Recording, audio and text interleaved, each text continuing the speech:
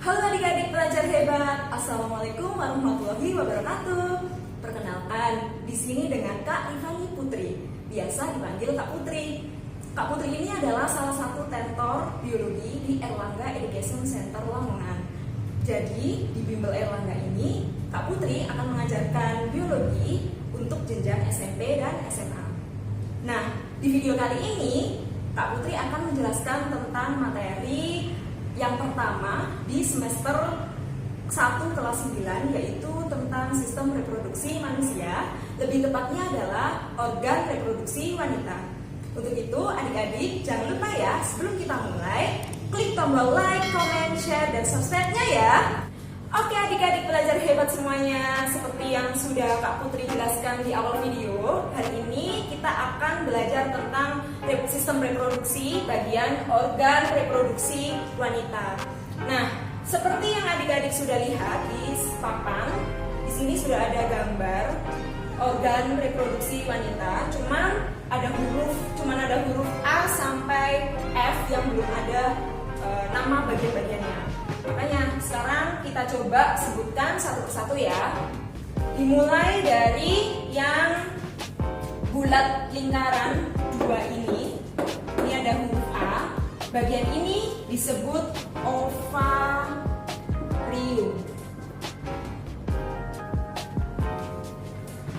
Kemudian setelah bagian A, kita ke bagian yang B.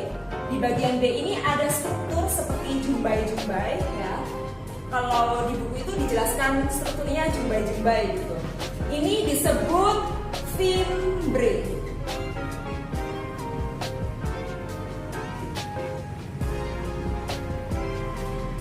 Lanjut kita ke bagian yang C. Setelah fimbre ada saluran ya. Salurannya ini ada 2.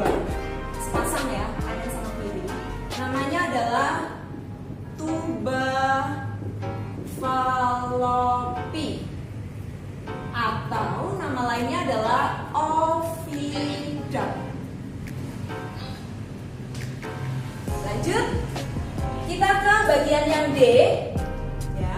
Ini adalah uterus atau rahim. Selanjutnya ke bagian yang E, ini adalah mulut rahim atau dalam biologi disebut cervix.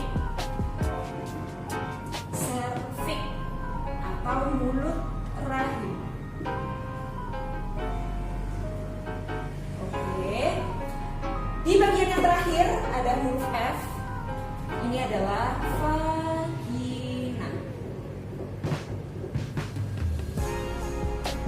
Oke, jadi ini adalah bagian-bagian dari organ reproduksi wanita. Adik-adik bisa menghafal letak-letaknya sendiri ya.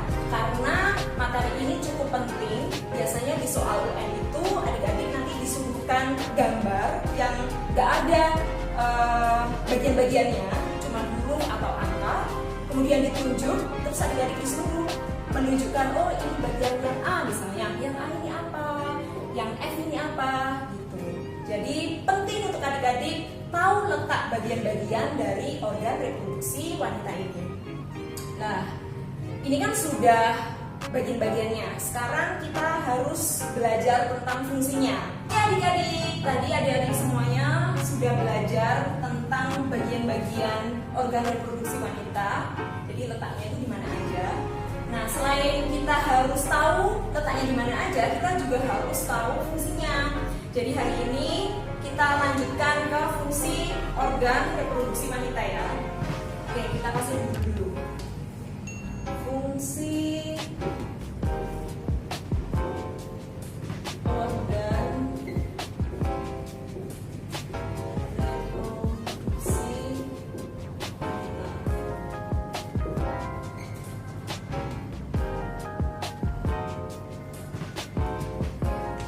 Kita mulai yang pertama ya, ovarium terlebih dahulu.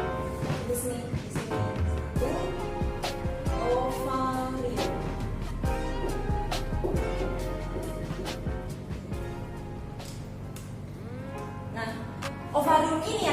jumlahnya itu ada 2 atau disebut sebagai sepasang ya, ada 2.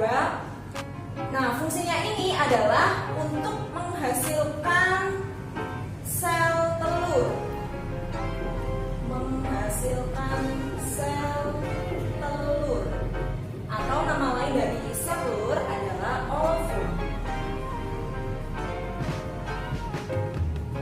Karena ada 2, kiri dan kanan, jadi setiap bulannya wanita akan menghasilkan sel telur D. Tapi tidak berbarengan, gantian setiap bulannya. Kalau bulan ini kanan, berarti bulan depannya yang kiri. Seperti itu ya.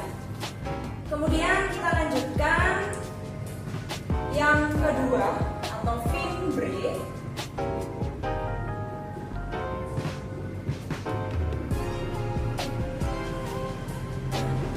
Fimbre ini seperti ini, strukturnya adalah jumbai.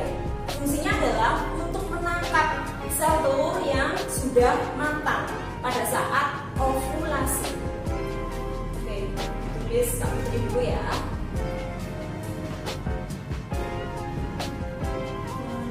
Menangkap sel telur yang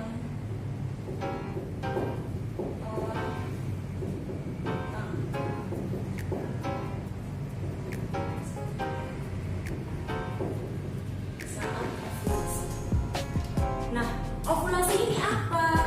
Ovulasi itu adalah masa subur wanita, adik-adik. Nah, ketika masa subur wanita itu adalah momen ketika sel telur yang dibuat di ovarium ini matang. Nah, kalau sudah matang, tugaslah si fimbre ini yang menangkap sel telur itu. Gitu ya. Jadi tugasnya ini menangkap sel telur yang telah matang saat ovulasi. Nah, untuk mengingat ovulasi, Mbak Putri kasih tanda ya, merah. Sini ovulasi adalah saat sel telur telah matang. Atau biasa disebut dengan masa subur wanita.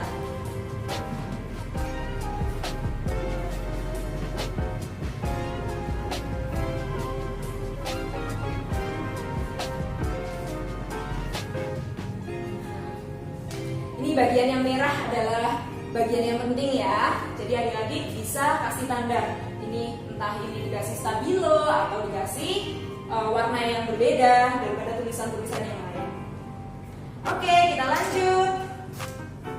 Kita lanjut ke tuba falopi atau ovidum.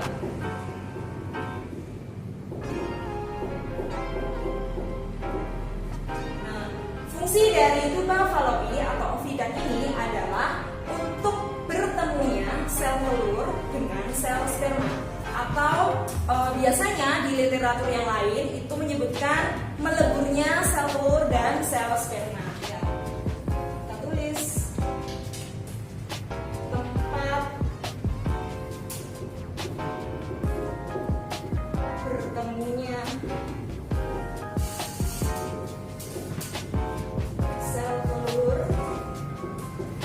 dengan sel sperma. Oke adik-adik, ini ketiga fungsinya ya. Sekarang coba kita lihat lagi ke bagian-bagiannya. Jadi nanti ketika ovarium yang menghasilkan sel telur ya, dan sel telurnya sudah matang, maka nanti ya seandainya Kak Putri tulis di sini gambar maksudnya, gambar sel telur ya misalnya. Nah, sel telur ini ketika sudah matang maka akan ditangkap sama fimbre. Seperti fungsinya, fimbre adalah menangkap sel telur yang sudah matang. Maka sel telur yang ada di sini akan ditangkap. Nah, setelah ditangkap oleh fimbre, ya, maka sel telur ini akan dikirim ya ke tuba falopi atau ovidum. Nah, seperti fungsi dari tuba falopi atau ovidum, ya, ada tempat bertemunya sel telur dan sel sperma. meleburnya sel telur dan sel sperma. Jadi di sini nanti sel telur ini akan menunggu ada sel sperma yang akan membuahi. Jadi seandainya nanti ada sel sperma yang membuahi, nah maka pembuahan itu terjadi di tuba Fallopi atau ovida. Nah, pembuahan sel telur dan sel sperma atau meleburnya sel telur dan sel sperma itu disebut dengan proses fertilisasi. Jadi itu adalah istilah lagi. Oke, Kak Putri kasih warna yang berbeda tentang fertilisasi.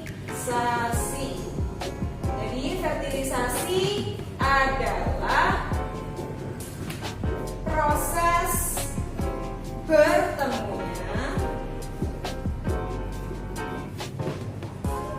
sel sperma dan sel telur. Selain bertemunya, bisa juga memakai kata-kata meleburnya ya. Oke, sekarang kita ke fungsi yang D, yang keempat, yaitu tentang uterus atau rahim. Nah, uterus atau rahim ini sepertinya kalian juga sudah familiar ya. Rahim adalah tempat untuk berkembangnya embrio.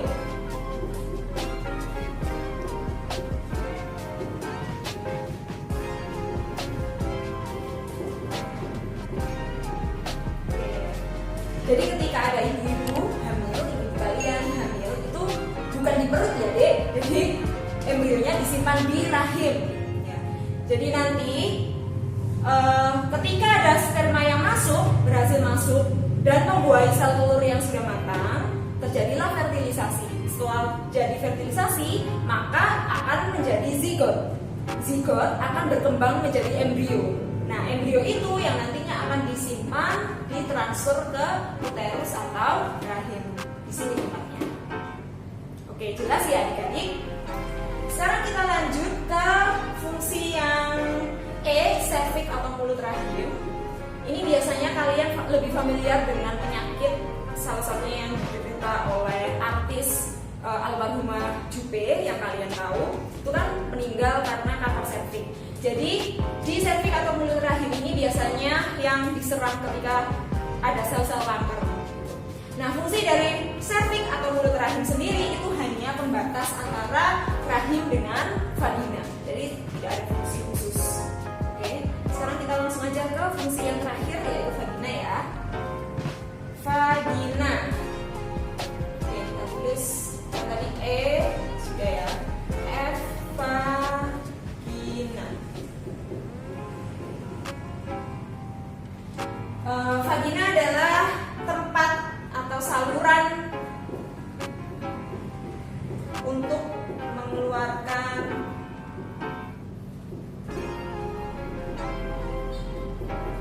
bayi dan darah mens. Jadi vagina ini adalah jalan keluarnya bayi dan juga darah mens ketika wanita datang bulan. Oke adik-adik, setelah ini kita akan membahas tentang proses oogenesis, yaitu proses pembentukan sel telur atau ovum. Oke, stay tune. Oke adik-adik, cukup sekian video kali ini. Jangan lupa klik tombol like, comment, share, dan subscribe-nya. Dan sampai jumpa ke video-video selanjutnya.